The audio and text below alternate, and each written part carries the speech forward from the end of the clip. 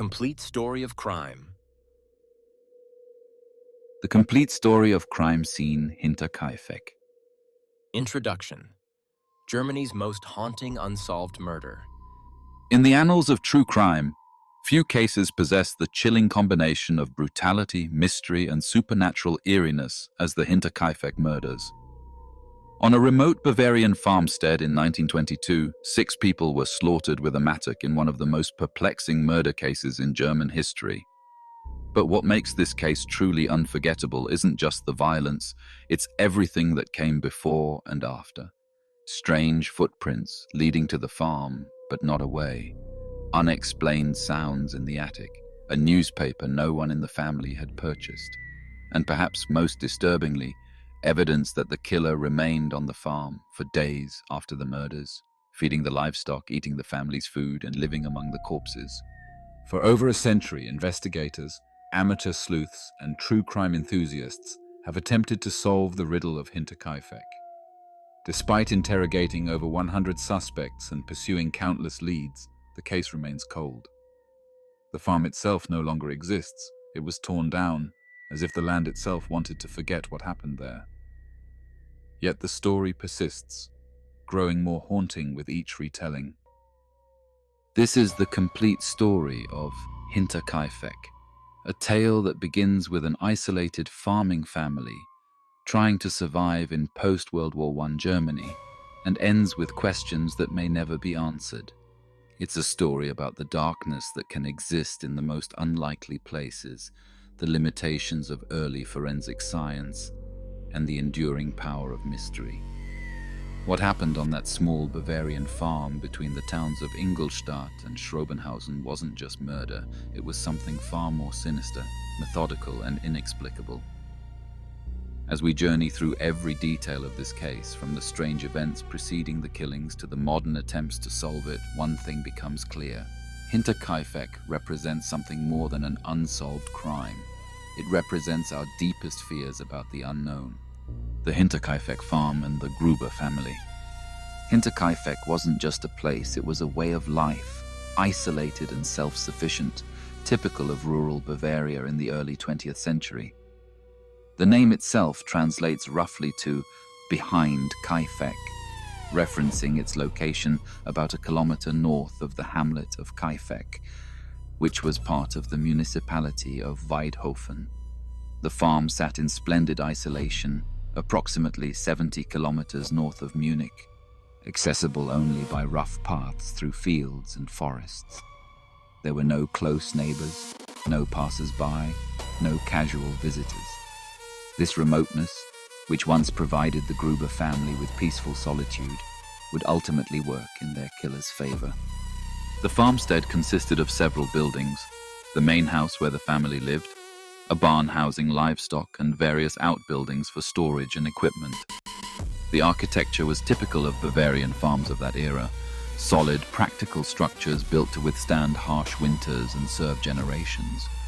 The machine room connected the house to the barn, creating a covered passage that would play a crucial role in the crime. The layout meant that someone could move between buildings without being exposed to the elements or to observation. Living at Hinterkaifeck in March 1922 were 6 people, each with their own story, their own struggles, their own reasons for being there. Andreas Gruber, aged 63, was the patriarch and owner of the farm. A farmer his entire life, Andreas was known as a stern, pragmatic man shaped by decades of agricultural labor. His relationship with others in the community was complicated. Some found him difficult, even cruel. He had a reputation for being harsh with employees and having an explosive temper. Yet he was also respected for his success as a farmer and his ability to make the isolated farmstead profitable. His wife, Cecilia Gruber, was 72 years old and had spent her entire adult life on farms. She had raised their children in an era when infant mortality was high and life was precarious. Now in her twilight years, she helped maintain the household while her daughter Victoria managed much of the daily work.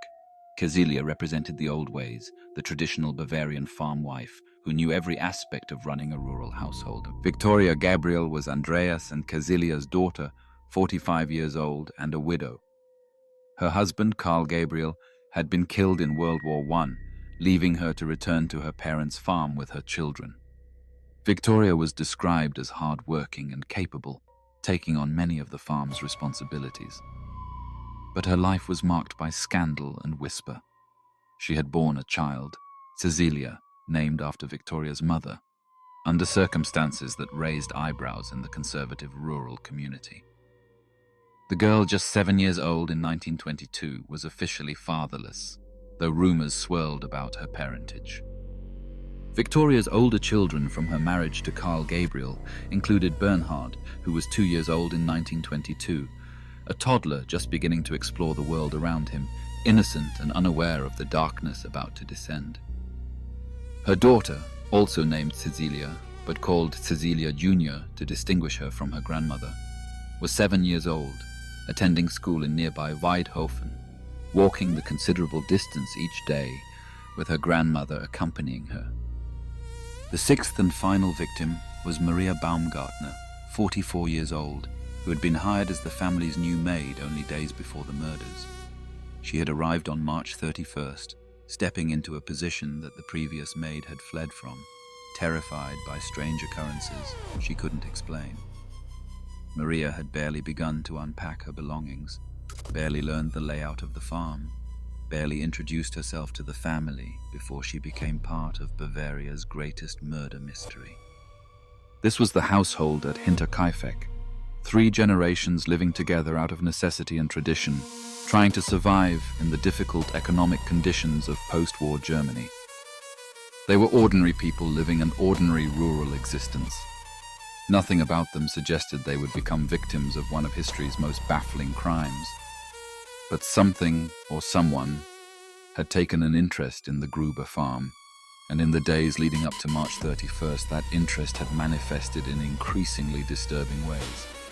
Strange events leading up to the murders. 6 months before the murders, something changed at Hinterkaifeck. The first signs were subtle enough to dismiss. Odd sounds, misplaced objects, feelings of unease that could be attributed to imagination or the natural creaks and groans of old farm buildings in winter. But as the months progressed, the strange occurrences became impossible to ignore. It began with the previous maid. 6 months before the killings, the maid who worked for the Grubers abruptly quit her position, fleeing the farm in obvious distress. She told anyone who would listen that the farm was haunted. She claimed to hear footsteps in the attic at night, clear and distinct, pacing back and forth above her room. When she mentioned this to Andreas Gruber, he dismissed her concerns as foolish superstition. But the woman was genuinely terrified. She packed her belongings and left, refusing to spend another night at Hinterkaifeck regardless of the financial hardship it might cause her. In rural Bavaria in 1922, where employment opportunities for women were limited, abandoning a position without notice was a serious matter. It suggested genuine fear rather than mere discomfort. After the maid's departure, Andreas himself began to notice things. A few days before the murders, he discovered a newspaper in the house that no one in the family had purchased or brought home. It appeared on their table as if by magic. Andreas questioned everyone, Victoria, Cecilia, even the children, but no one claimed responsibility for the newspaper. It was a mundane object that became sinister through its inexplicability. How had it arrived? Who had brought it? The implication was obvious and deeply unsettling. Someone had been inside their home without permission. Then came the footprints. Andreas discovered them in the snow, leading from the edge of the forest toward the farm buildings. It was winter, and fresh snow made tracking easy. The footprints came from the tree line, crossed the open ground, and approached the house and barn. Andreas followed them with growing concern, expecting them to circle back toward the forest. They didn't. The trail led to the farm and simply stopped. There were no returning footprints. Whoever had made those tracks had either hidden themselves on the property or, and this seemed impossible, vanished into thin air. Andreas was disturbed enough to mention the footprints to neighbors during his last visit to Kaifeck. He told them about the strange tracks, his voice betraying concern unusual for such a stoic man. But he didn't call the police, Perhaps he thought it was trespassing children or a vagrant passing through. Perhaps his pride prevented him from admitting he felt threatened. Or perhaps, in the isolated, self-sufficient world of Bavarian farming, involving authorities seemed like an overreaction. It was a decision that would haunt the investigation for the next century. The sounds in the attic continued. Even after the maid left, family members reported hearing movements above the living quarters. Andreas investigated multiple times, climbing into the attic with a lamp, searching every corner. He found nothing. No evidence of animals, no signs of intrusion, no explanation for the noises. Yet they persisted. Footsteps, scraping, the unmistakable sound of someone or something moving around in the space above their heads. There were other incidents, smaller but no less unnerving in retrospect. Tools moved from where they'd been left. Doors that should have been locked were found standing open. The family's dog, normally calm, became agitated and nervous. Behavior that animals often display when sensing danger humans cannot perceive. Victoria confided to a friend that she felt watched when working outside. It was an instinctive feeling, the primitive awareness of being observed, but she could never locate the source. When she turned to look, there was nothing, just fields, forest, and the empty landscape of rural Bavaria. Yet the feeling persisted. The most chilling detail came from little Cecilia, the 7-year-old girl. A few days before the murders, she mentioned to her grandmother that she had seen a man in the barn who she didn't recognize. When questioned further, her description was vague. She was a child, and children's observations are often dismissed. The adults likely assumed she'd confused a neighbor or made a mistake. But what if she hadn't? What if the killer had already infiltrated the farm, hiding in the barn, watching the family, waiting for his moment? In those final days of March 1922, Hinterkaifeck had become a place of dread. The family continued their daily routines. Andreas tending livestock, Victoria managing household tasks, Cecilia, senior, walking her granddaughter to school. But the sense of normalcy was an illusion. Something malevolent had fixed its attention on the farm.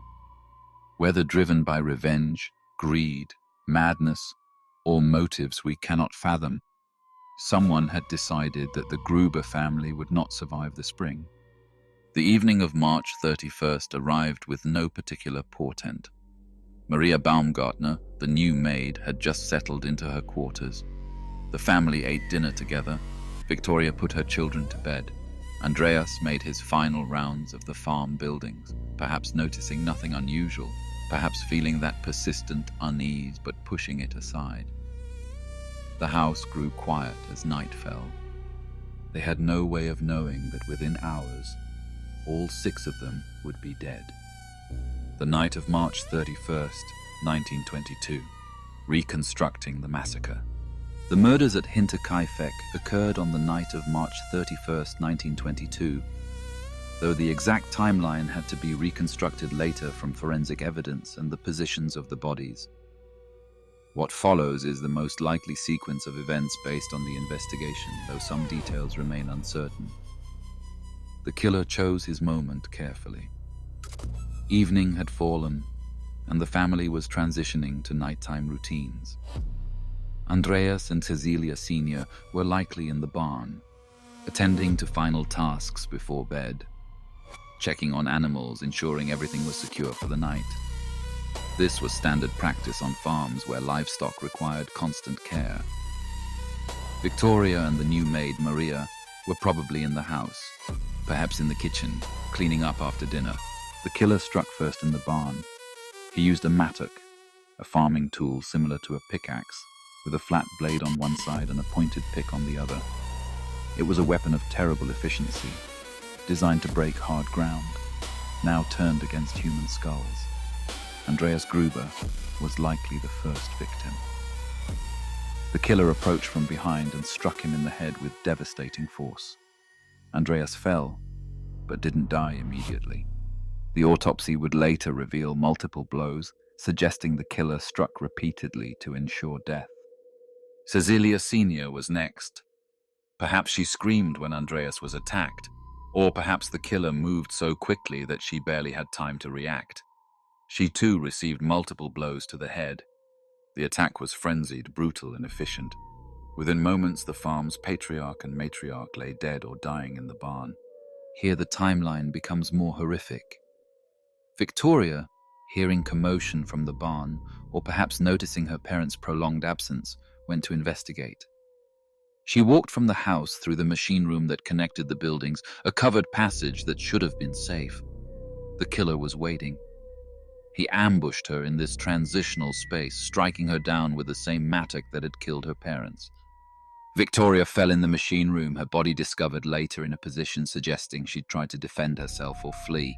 The truly nightmarish aspect of the murders was what happened to little Cecilia. The 7-year-old girl, alone in her bed, heard the violence. She rose and went looking for her mother. In the darkness, she encountered the killer. Unlike the adult victims, Cecilia's autopsy revealed she had survived for several hours after being attacked. She had torn out clumps of her own hair in pain and terror, lying in the barn where she'd been struck, slowly dying, while the killer moved through the house, completing his work. The maid, Maria Baumgartner, probably had no idea what was happening until it was too late. She had been at Hinterkaifeck for less than a day. Perhaps she was in her room unpacking, or maybe she was still in the kitchen.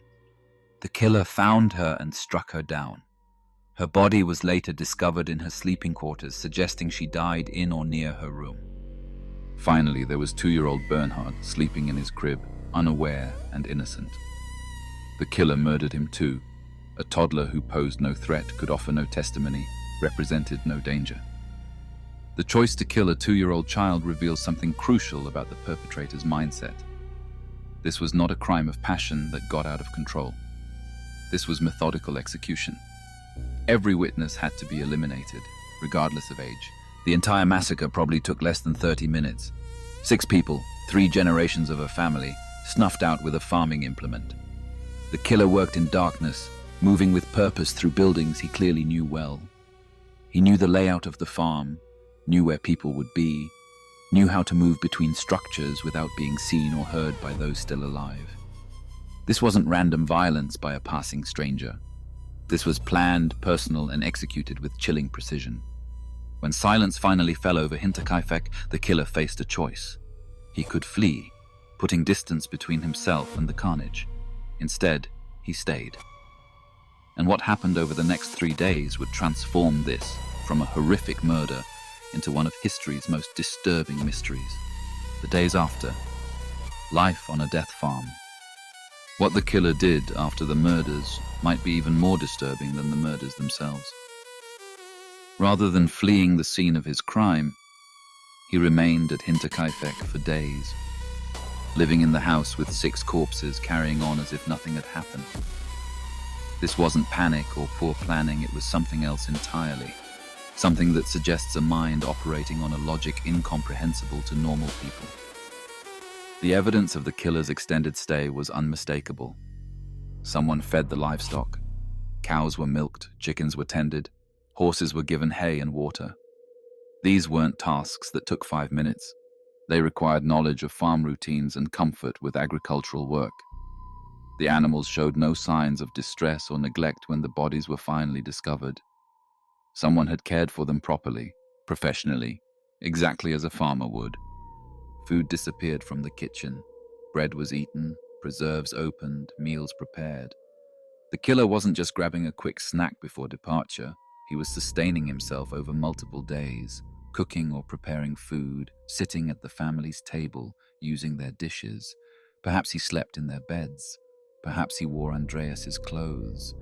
Perhaps he sat by the fire in the evening, warming himself in the same chair where Andreas had sat countless times. Neighbors noticed smoke rising from the farmhouse chimney on April 1st and 2nd. This detail would prove crucial to establishing the timeline. Smoke meant fires were being lit, which meant someone was actively tending them, feeding fuel, maintaining warmth. This wasn't residual heat from fires lit before the murders. This was deliberate, ongoing habitation. Why did the killer stay? This question has haunted investigators for over a century. Several theories exist, none entirely satisfactory. Perhaps he was waiting for something, a change in weather, a departure of police from another area, an opportunity to establish an alibi elsewhere. Perhaps he was searching for something on the farm, something valuable enough to justify the risk of remaining at a murder scene.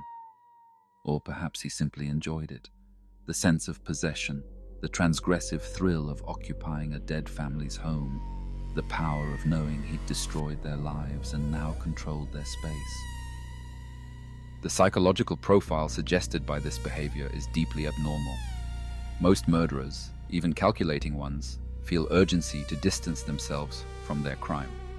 The risk of discovery, the presence of bodies, the evidence left behind, these factors typically drive rapid departure. But the Hinterkaifeck killer was comfortable with death. He didn't mind sharing space with corpses. The smell of decomposition, the knowledge of what lay in the barn and throughout the buildings, didn't drive him away. Instead, he settled in, tended the animals, ate meals, kept fires burning, and maintained a bizarre facsimile of normal farm life. There's also the question of how he avoided detection during these 3 days. Hinterkaifeck was isolated, but it wasn't completely removed from human contact. Neighbors existed, even if far away. The mailman might visit. Tradespeople could arrive. Most significantly, Cecilia should have been at school. Her absence would be noted. Yet somehow the killer managed to maintain the farm without arousing immediate suspicion. He may have been lucky. Rural life in 1922 Bavaria didn't include telephones at most farms. Communication was slow, and a few days without seeing neighbors wasn't particularly unusual, especially in late winter when weather could prevent travel. The school might have assumed Cecilia was ill. Neighbors might have noticed smoke and assumed all was well because someone was clearly home and active. But the killer's stay also required boldness. Every hour at Hinterkaifeck increased the risk of discovery. Every fire lit sent smoke visible for kilometers. Every time he worked with the animals, he risked a passing traveler noticing an unfamiliar figure. Yet he remained confident enough in his safety to maintain routines that required him to be visible and active. On April 2nd, 3 days after the murders, the killer finally left. We don't know his method of departure or what finally prompted him to go. Perhaps he'd accomplished whatever goal kept him there. Perhaps he sensed that discovery was imminent. Perhaps he simply grew bored. He vanished as mysteriously as he'd arrived, leaving behind death, devastation, and a series of questions that would perplex investigators for generations. The farm fell silent. Animals waited to be tended. Smoke no longer rose from the chimney. 6 bodies lay where they'd fallen, beginning to decompose in the cool April air. And the quiet that followed the killer's departure was somehow more ominous than the violence that preceded it, because now Hinterkaifeck was truly empty. A tomb without mourners, a crime scene waiting to be discovered. Discovery of the bodies. By April 2nd, neighbors were beginning to worry. Young Cecilia hadn't been to school in days. The family hadn't been seen at church, an absence that would be noticed in a close-knit rural Catholic community. Mail had piled up, uncollected. For a farm family, this combination of absences was unusual enough to warrant concern. Several neighbors decided to check on the Grubers. Lorenz Schlittenbauer, a neighbor who would later become a suspect himself, was among those who ventured to Hinterkaifeck on the morning of April 4th. The group approached the farm with growing unease. The buildings appeared abandoned, yet there were subtle signs of recent activity. Paths in the yard showed someone had been moving between structures recently. They called out. No response. They knocked on doors. Silence. Finally, they entered, and the horror began to reveal itself. The first bodies were discovered in the barn. Andreas and Cecilia Sr. lay beneath a pile of hay and straw partially concealed. Their skulls showed massive trauma, crushed, bloodied, testament to the violence of their deaths. The sight was shocking enough, but worse was coming. In the machine room connecting house to barn, they found Victoria. She'd fallen where the killer struck her body left in place. Like her parents, her head bore the marks of repeated blows from the mattock. Blood had pooled beneath her, dried now, darkened with age. Then they found little Kazilia. The 7-year-old girl's body was near her grandparents', but her position and the autopsy findings would later reveal the horror of her final hours. She hadn't died immediately. She'd been alive, injured, and terrified for hours after the attack. The strands of her own hair clutched in her dead hands told a story of unimaginable suffering. A child in agony, alone, slowly dying while her killer moved through her home. Inside the house, in her room, Maria Baumgartner's body awaited discovery. The maid who had been at Hinterkaifeck for less than 24 hours before her death lay in the quarters she'd barely had time to settle into. Finally, in his crib, they found 2-year-old Bernhard. The toddler's murder was perhaps the most inexplicable. A child too young to identify an attacker, too young to understand what had happened, killed with the same methodical thoroughness as the adults. The neighbors who discovered the bodies were traumatized. This wasn't simply death. Rural people in 1922 were familiar with death from disease, accident, and hardship. This was massacre. This was brutality on a scale that shattered the peaceful isolation of the Bavarian countryside. They immediately sent for police, and within hours, Hinterkaifeck transformed from a quiet farm to the center of one of Germany's most intensive murder investigations. The crime scene was extensive. Blood spattered the barn, the machine room, multiple rooms in the house. The mattock, cleaned by the killer, but still identifiable as the murder weapon, was found on the property. The bodies themselves bore evidence of enormous violence. The autopsy reports would later document crushed skulls, fractured bones, and in Kazilia's case, evidence of prolonged suffering. But the crime scene also revealed the killer's 3-day stay.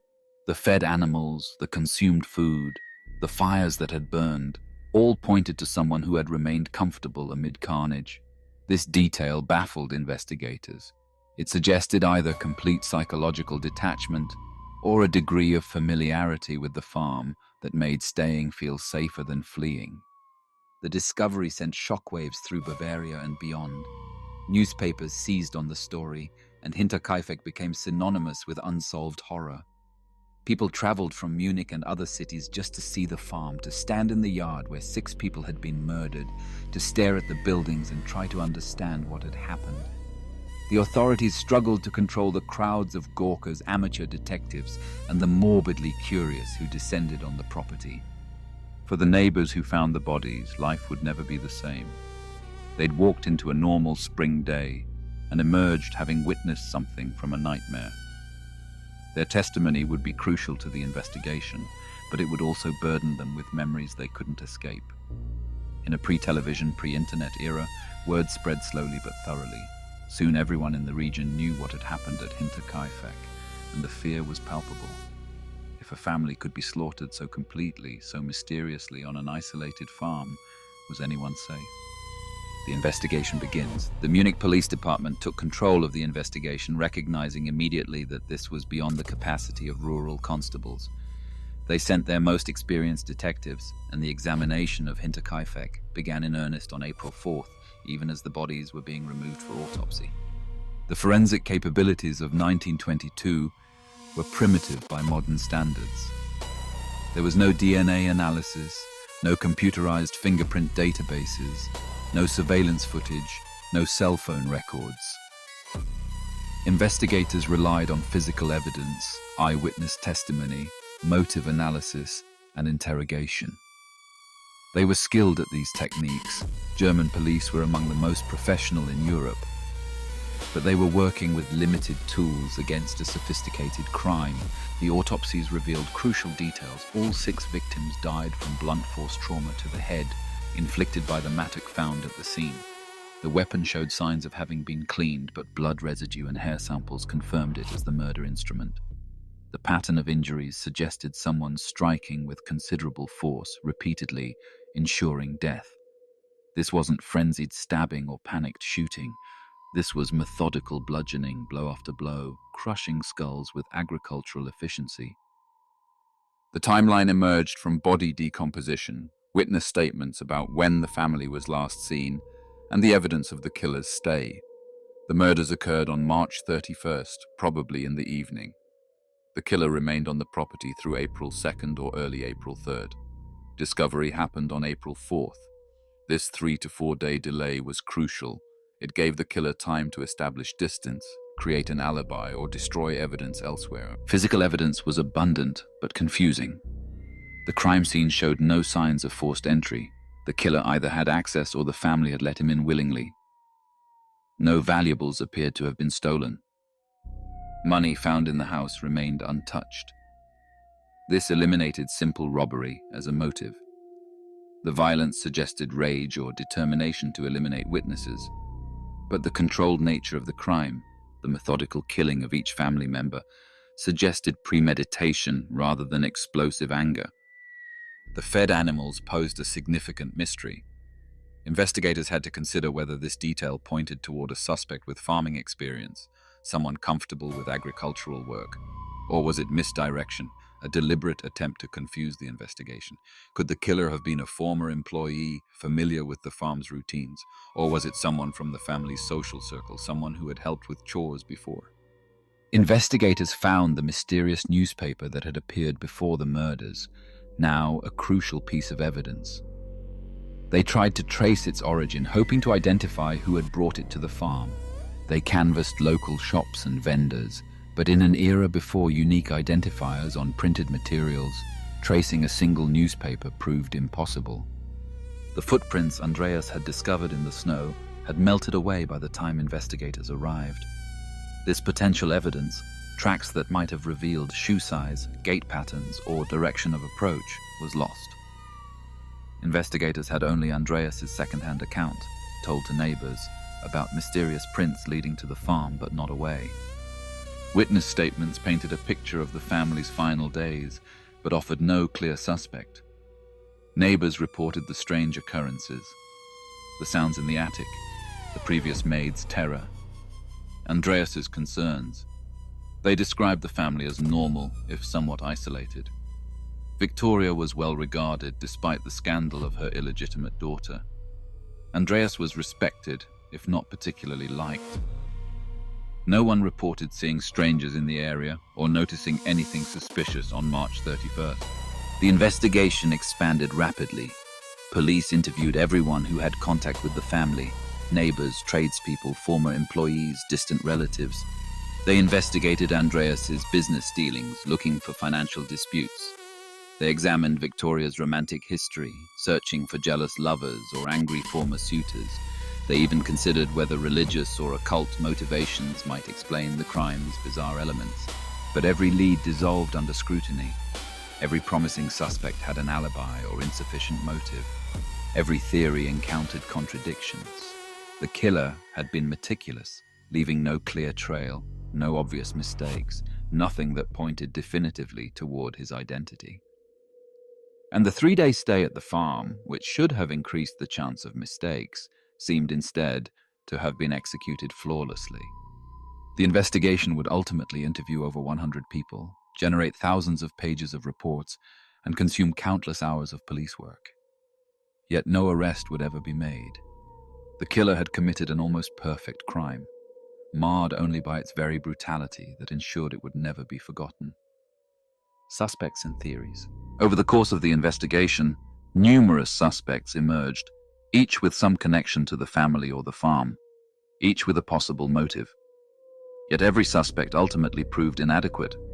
Alibis held, evidence was insufficient, or motivation didn't match the crime's nature. The question of who became increasingly difficult to answer as the likely candidates were eliminated one by one. Lorenz Schlittenbauer was perhaps the most compelling suspect and remained under suspicion for years. A neighbor and one of those who discovered the bodies, Schlittenbauer had a complicated relationship with the Grubers. He was widely rumored to be the father of Victoria's illegitimate daughter, young Casilia. Victoria had reportedly asked him for financial support for the child, which he refused. This provided potential motive. If Victoria was pressuring him for money or threatening to publicly name him as the father, he might have wanted to silence her. Schlittenbauer's behavior at the crime scene raised suspicions. When the search party entered the barn, he reportedly went directly to where the bodies lay, as if he knew their location. He explained this as intuition, but investigators wondered if it revealed prior knowledge. His familiarity with the farm was undeniable. He'd have known the layout, the routines, how to care for the animals. However, despite intense scrutiny, no concrete evidence linked him to the murders. His alibi, while not airtight, couldn't be definitively broken.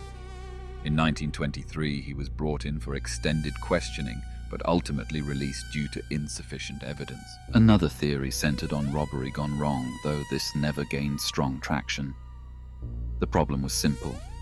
Nothing of value was taken. Money remained in the house. Tools and equipment stayed in place. If robbery was the motive, why kill everyone and then not steal anything? Some investigators suggested the killer might have been searching for something specific, hidden money, documents, valuables only he knew about. But this speculation couldn't be proven. A former employee theory emerged when investigators learned about the maid who fled 6 months earlier. Could someone connected to her have been involved?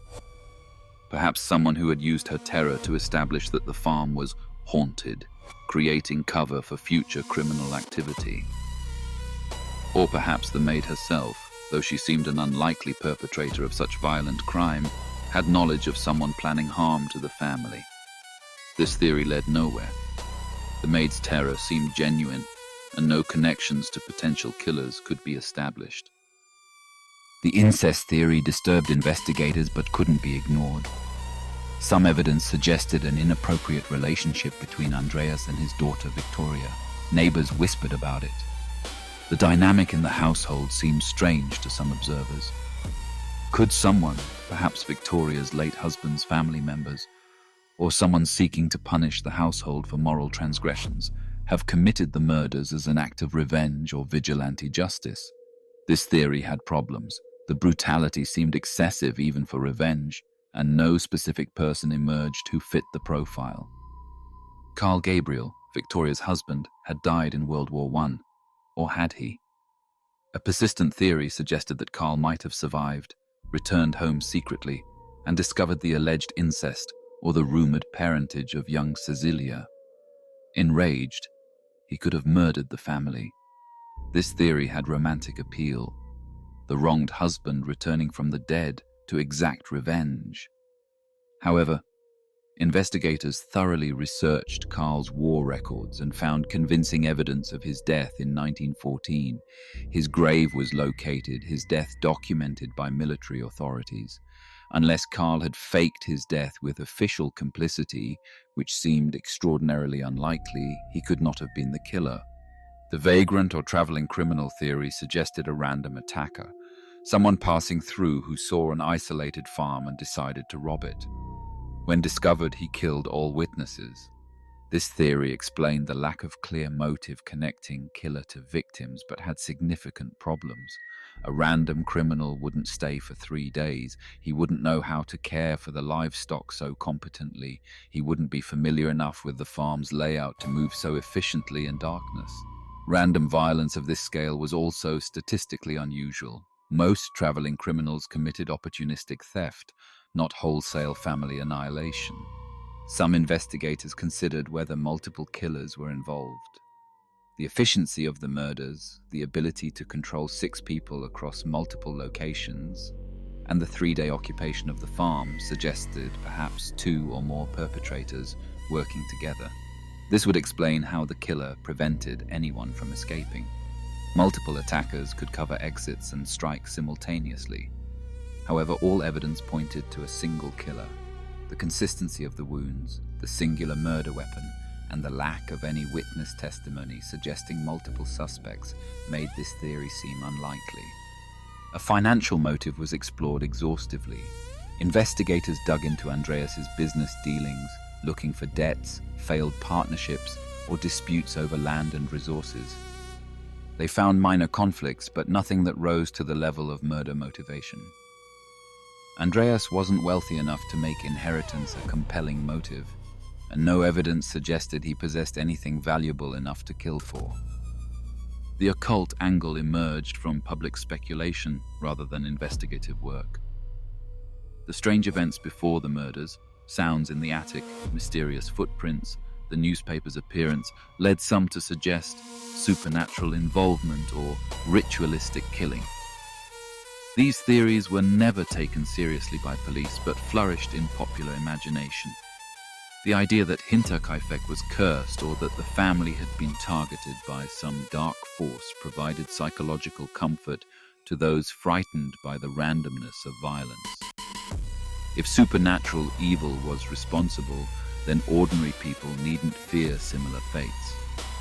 Throughout the investigation, over 100 people were questioned, some multiple times. Each promising suspect ultimately failed to withstand scrutiny.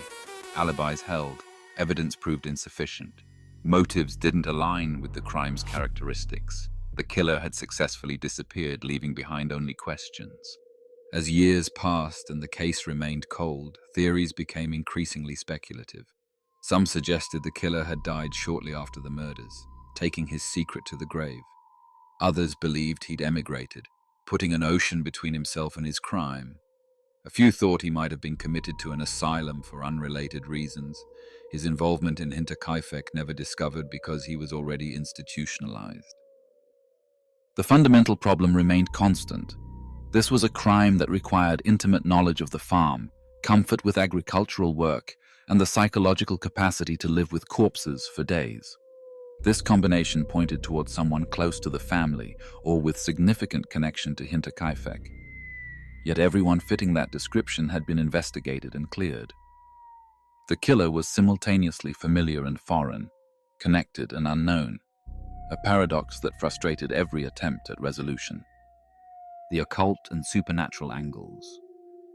In the aftermath of the Hinterkaifeck murders, rational investigation existed alongside widespread belief in supernatural explanations. Rural Bavaria in the 1920s retained strong folk traditions, and when confronted with inexplicable horror, many people turned to supernatural frameworks to make sense of senseless violence. The maid's reports of ghostly footsteps in the attic became central to supernatural interpretations. Perhaps the farm genuinely was haunted, not by future victims, but by some older presence. Local legends suggested various possibilities. A previous owner who died under mysterious circumstances, ancient land disputes that had ended violently, even pre-Christian beliefs about locations where the boundary between living and dead grew thin.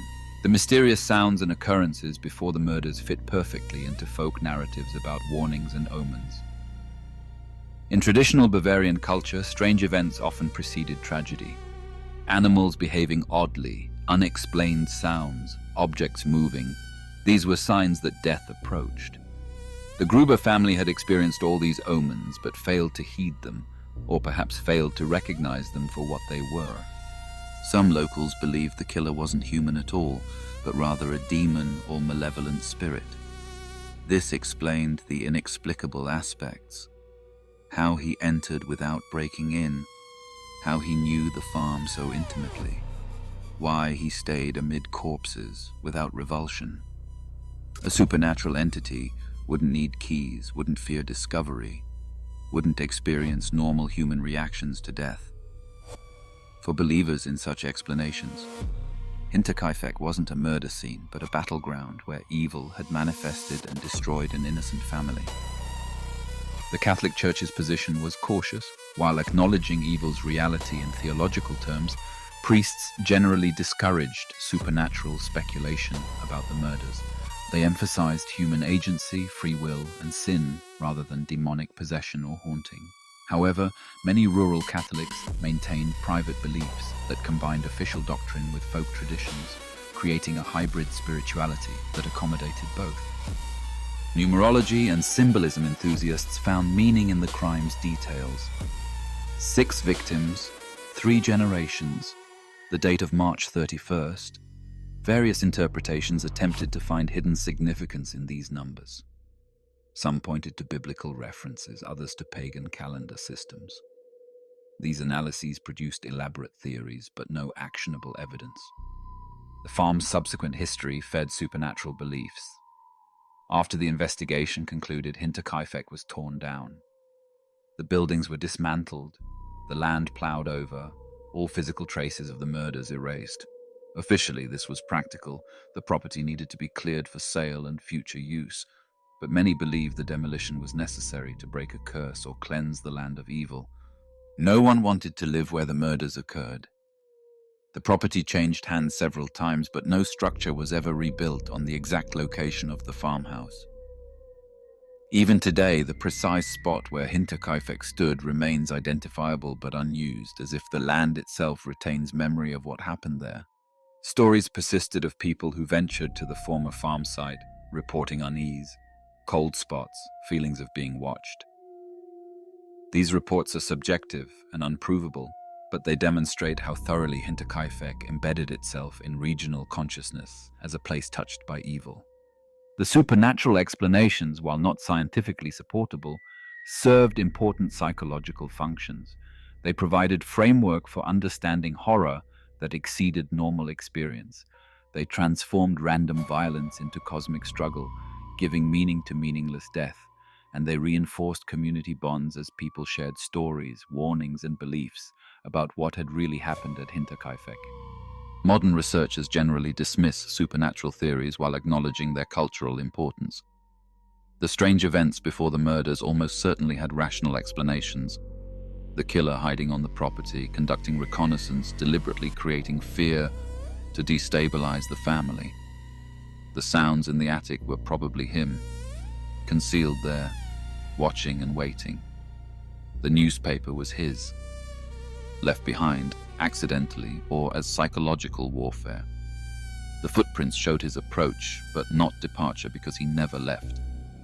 He was already inside when Andreas discovered the tracks. Yet even rational explanations carry an element of horror. If the killer was human, his behavior, the extended stay, the comfort with corpses, the methodical care of animals, suggests a psychology so aberrant that it approaches the monstrous. Perhaps the supernatural theories weren't entirely wrong. Perhaps they simply gave name to evil that, while human in origin, exceeded human understanding in its execution. Modern analysis and cold case reviews. Over the decades since 1922, Hinterkaifeck has been revisited repeatedly by investigators, criminologists, and true crime researchers, hoping fresh perspectives or new techniques might finally solve the case. While the mystery remains unsolved, modern analysis has added important insights and eliminated some theories while strengthening others. In the 1950s, German police conducted a comprehensive review of the case using updated investigative techniques. They re-interviewed surviving witnesses, now elderly, hoping that time might have loosened tongues or refreshed memories. Some witnesses provided additional details they'd forgotten or been too frightened to mention originally. However, no breakthrough emerged. The fundamental problem remained. All promising suspects had been investigated and cleared, and no new suspects materialized. The 1980s brought renewed public interest when a German television documentary examined the case in detail. This prompted another review by cold case specialists who approached the evidence with modern profiling techniques. They developed psychological profiles of the likely killer based on behavior analysis, the 3-day stay, the methodical murders, the care of animals. The profile suggested someone with strong ties to farming, possibly someone who had experienced trauma or loss connected to the Gruber family, someone capable of extreme compartmentalization to function normally while living with corpses. This profile reignited interest in Lorenz Schlittenbauer, who fit many criteria.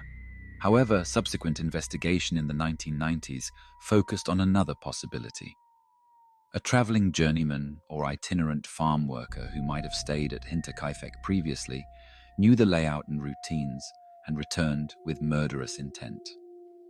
This theory accommodated the killer's farming knowledge, while potentially explaining why he wasn't in immediate suspect databases. If he'd moved on to other regions, other identities, he might have evaded detection.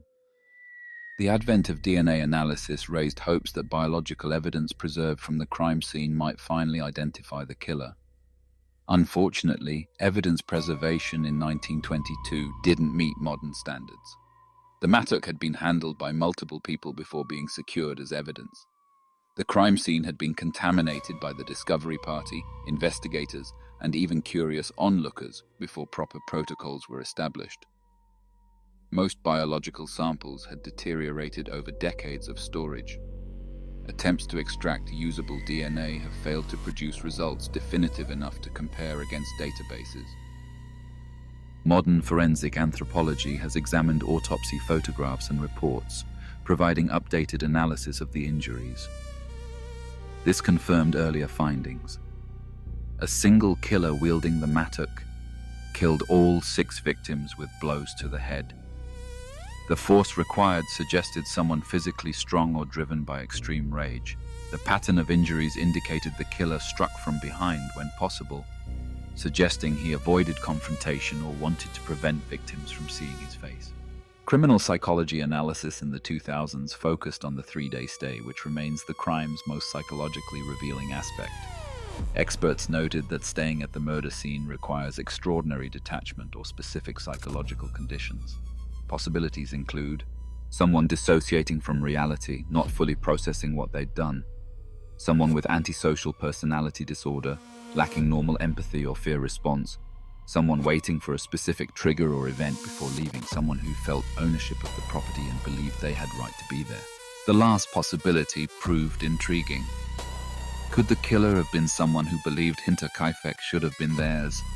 Perhaps someone who felt cheated of inheritance, someone who had lost the property through financial hardship, someone who had romantic claims on Victoria and viewed the farm as rightfully his through marriage. This theory led to examination of property records going back decades. Researchers found that the land had changed hands several times before Andreas acquired it. They investigated whether previous owners or their descendants might harbor grudges. They found financial disputes, but nothing that convincingly connected to the murders. Geographic profiling, a technique developed in the 1990s, was applied to Hinterkaifeck in the 2010s. This method analyzes crime location, approach routes, and escape paths to identify probable areas where perpetrators live. Applied to Hinterkaifeck, it suggested the killer likely lived within 10 kilometers of the farm, close enough to know it intimately, but far enough to not be an immediate neighbor. This supported theories about someone from the broader community, rather than a complete stranger or immediate family member. Modern analysis also considered whether the crime might have been a contract killing, someone hired to eliminate the Grubers. Professional killers are rare in rural settings, but the methodical nature of the murders and the 3-day stay could be interpreted as a killer establishing an alibi elsewhere by staying hidden at the scene until the timeline for his whereabouts was established. However, no evidence of payment, arrangement, or suitable contractor ever emerged. One compelling modern theory synthesizes various elements. The killer was someone known to the family, possibly a former employee or business associate who felt genuinely wronged by Andreas. He planned the murders carefully, hiding in the attic in the days before, explaining the sounds, studying the family's routines, and waiting for the optimal moment. After the killings, he stayed because he was searching for something. Documents proving a debt, evidence of an agreement, items he believed rightfully his. When his search proved fruitless or he feared discovery, he finally left. This theory accommodates most evidence, but like all others, cannot be proven. The killer's identity remains speculative, lost to time and the incomplete investigative capabilities of 1922. Cultural impact and legacy. Hinterkaifeck transcended its origins as a criminal case to become a fundamental part of German cultural memory, influencing everything from popular entertainment to serious discussions about violence, mystery, and the limits of justice. In German-speaking countries, Hinterkaifeck became shorthand for unsolved mystery. The name carries weight even among those unfamiliar with specific details. It represents horror that defies resolution, evil that escapes justice, questions that may never be answered. This cultural resonance ensures the case remains alive in public consciousness more than a century after the murders. The case has inspired numerous books ranging from scholarly criminological analyses to speculative fiction. Some authors attempted documentary approaches, meticulously cataloging evidence and theories. Others used Hinterkaifeck as springboard for novels, imagining solutions the real investigation never found. These fictional treatments often say more about their eras than about the murders. 1950s novels emphasized gothic horror elements. 1970s treatments explored psychological complexity. Modern works incorporate forensic detail and profiling techniques. Film and television have repeatedly drawn on Hinterkaifeck. German television has produced multiple documentaries, each generation re-examining the case with contemporary tools and perspectives. These programs consistently attract large audiences, demonstrating enduring fascination. The remote farm, the mysterious killer, the three-day stay, these elements provide cinematic imagery that directors find irresistible. The case also appears in academic contexts. Criminology programs use Hinterkaifeck as a teaching tool, illustrating challenges in evidence preservation, witness reliability, and the limitations of investigation when forensic tools are primitive. The case demonstrates how even abundant physical evidence can prove insufficient without technology to analyze it properly. Tourism has developed around the site despite, or perhaps because of, its complete physical absence. The former farm location, marked now only by fields, attracts true crime enthusiasts, researchers, and curious visitors. Local museums maintain exhibits about the murders, displaying photographs, documents, and occasional artifacts. These exhibits walk a delicate line between historical preservation and sensationalism, acknowledging public interest while respecting the tragedy of 6 murdered people. The nearest town holds complicated feelings about their association with Hinterkaifeck. The murders put the region on the map, but not in a way residents necessarily appreciate. Some embrace the dark tourism, recognizing its economic benefits. Others wish the case would fade, tired of their homeland being synonymous with unsolved murder. This tension between memory and moving forward persists. Hinterkaifeck has influenced other crime narratives. Elements of the case, the isolated location, the family wiped out, the mysterious sounds beforehand, appear in countless true crime stories and fictional works. Whether conscious homage or unconscious influence, the case established templates for how we tell stories about rural violence and inexplicable crime.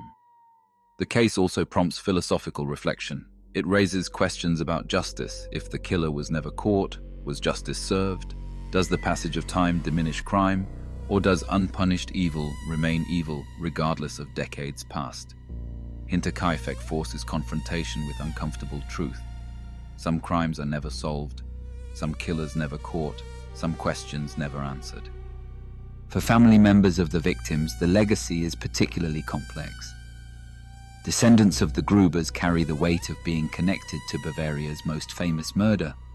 Some have spoken publicly, sharing family memories and perspectives. Others avoid the topic entirely, wishing to define themselves separately from tragedy that occurred before they were born. The case has also become a touchstone for discussions about safety, isolation, and rural vulnerability. In 1922, the remoteness that once meant security instead became the Grubers' downfall. No one heard their cries, no one noticed their absence quickly enough. The killer had days to escape. This irony resonates in contemporary discussions about rural depopulation, the loneliness of isolation, and the double-edged nature of living far from others. Hinterkaifeck reminds us that mystery isn't always resolved, evil isn't always punished, and sometimes the story doesn't end with satisfying closure. In an era of CSI-influenced expectations where every crime seems solvable with enough technology, Hinterkaifeck stands as counterexample. Some secrets die with their keepers, some truth remains forever hidden.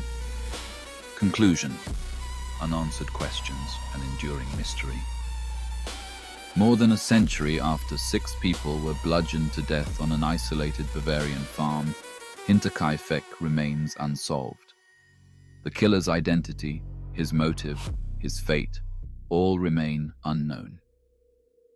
The case file, thousands of pages documenting investigation, interrogation, and analysis, offers no final answer. The mystery persists, as haunting now as on April 4th, 1922, when neighbors discovered the bodies and sent shockwaves through rural Bavaria. What do we know with certainty? The facts are grim and few. On March 31st, 1922, someone murdered Andreas Gruber, Cecilia Gruber, Victoria Gabriel, Cecilia Gabriel, Bernhard Gabriel, and Maria Baumgartner using a mattock. The killer struck from behind when possible, crushing skulls with repeated blows. Little Cecilia suffered for hours before dying. The killer remained on the property for 3 days, maintaining routines, feeding animals, living among corpses. Then he vanished. These facts, while certain, explain nothing. They tell us what happened, but not why. They describe the killer's actions, but not his identity. They document horror, but provide no resolution. What will we likely never know? The list is long and frustrating. We will probably never know who wielded the mattock that night. We will probably never understand his motive, whether revenge, greed, madness, or something else drove him to annihilate an entire family. We will probably never comprehend why he stayed 3 days, what he was searching for, what he was thinking as he fed chickens and milked cows, while 6 people lay dead nearby.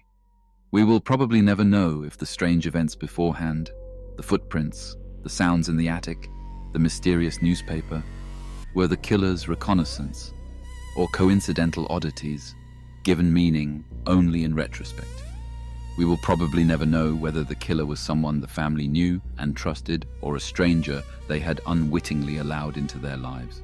We will probably never know whether he lived out his life peacefully, died shortly after the murders, or faced justice for other crimes while his involvement in Hinterkaifeck remained undiscovered. The various theories all have merit and all have problems. Lorenz Schlittenbauer fits many criteria but had no definitive evidence against him. A traveling journeyman explains some aspects but not others. A revenge killing makes psychological sense but lacks identified avenger. A financially motivated crime contradicts the lack of theft. Each theory illuminates part of the mystery while leaving other parts in shadow. Modern forensic techniques offer limited help. DNA analysis fails due to evidence degradation and contamination. Geographic profiling suggests general areas but can't identify individuals. Psychological profiling describes likely characteristics but can't name names. The passage of time hasn't aided investigation. It has made it harder as witnesses die, memories fade, and evidence deteriorates. If the Hinterkaifeck murders occurred today, would they be solved? Probably, though not certainly. Modern surveillance, digital trails, forensic capabilities, and communication networks would make escaping undetected far more difficult. The killer's 3-day stay would likely lead to his identification through some traceable action, a cell phone ping, a credit card transaction, a security camera somewhere along his escape route. But even modern investigations fail sometimes. Some killers even today evade capture. The case forces acknowledgement of uncomfortable truths about criminal justice. We want to believe that all crimes are solvable, that technology and persistence will always triumph, that evil cannot hide forever. Hinterkaifeck proves otherwise. Some crimes remain mysteries, not because investigators were incompetent or evidence was ignored, but because solving crime requires specific conditions that sometimes don't exist. The killer left no witnesses, he left no clear motive, he left no definitive physical evidence pointing uniquely to him. He simply vanished, and sometimes that's enough. For those who study the case, the temptation to solve it remains strong. Every few years, someone announces a breakthrough, a new theory, a smoking gun that will finally identify the killer. These announcements generate publicity, renew interest, and inevitably disappoint. The breakthrough proves less definitive than promised. The new theory has old problems. The smoking gun jams when examined closely. Yet the search continues because Hinterkaifeck represents more than one unsolved murder. It represents all unsolved murders, all unpunished evil, all questions without answers. Solving it, even symbolically, would affirm that justice eventually prevails, that persistence overcomes obstacles, that truth will out. Failing to solve it reminds us that sometimes justice is denied, sometimes evil escapes, sometimes truth remains hidden. The 6 victims deserve better than they received. Andreas and Cecilia Gruber, who worked their farm for decades, deserved peaceful final years, not brutal death. Victoria Gabriel, who had already lost her husband to war, deserved life and the chance to raise her children. Little Cecilia deserved childhood, education, future, not suffering and death at 7 years old. 2-year-old Bernhard deserved the chance to grow up. Maria Baumgartner deserved more than death on her first day of work at an isolated farm she'd been unlucky enough to join. Their deaths were senseless, their suffering undeserved, their killer unpunished. This injustice echoes across the century since their murders. It reminds us that evil sometimes wins, at least in the short term. It demonstrates that being innocent provides no protection against violence. It proves that sometimes, despite our best efforts, the story doesn't end the way it should. Hinterkaifeck remains a wound in German cultural memory, never quite healing, always ready to reopen when someone mentions the name or stumbles across the story. It's a reminder that horror doesn't only exist in fiction, that real families face real evil, that murder isn't always a puzzle with a solution waiting to be discovered. The farm is gone, demolished and plowed under. The victims are long buried. The investigators are dead. The killer, almost certainly, is also dead now. Even if he was 20 years old in 1922, he would be well over 100 today. The participants in this tragedy have all exited the stage. Only the story remains, passed down through generations, told and retold, analyzed and speculated upon, never resolved, but never forgotten. As we close this examination of Hinterkaifeck, we're left where we began, with questions. Who killed 6 innocent people on an isolated Bavarian farm? Why did he do it? Where did he go? The answers died with him, locked away in a mind we can never access, hidden by time we cannot penetrate. Perhaps that's the final lesson of Hinterkaifeck. Some mysteries persist not because we lack intelligence or dedication to solve them, but because reality sometimes refuses to provide resolution. The universe doesn't owe us answers. Evil doesn't always reveal itself. Justice isn't always served.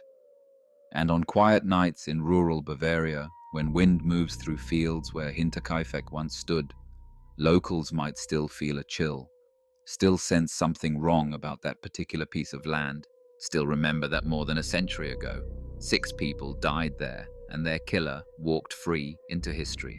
His identity, a secret he took to the grave. The case file remains open, technically unsolved, permanently cold. Hinterkaifeck waits, as it has waited for over 100 years, for someone to finally speak the killer's name and bring closure to one of history's most haunting mysteries. But that moment may never come.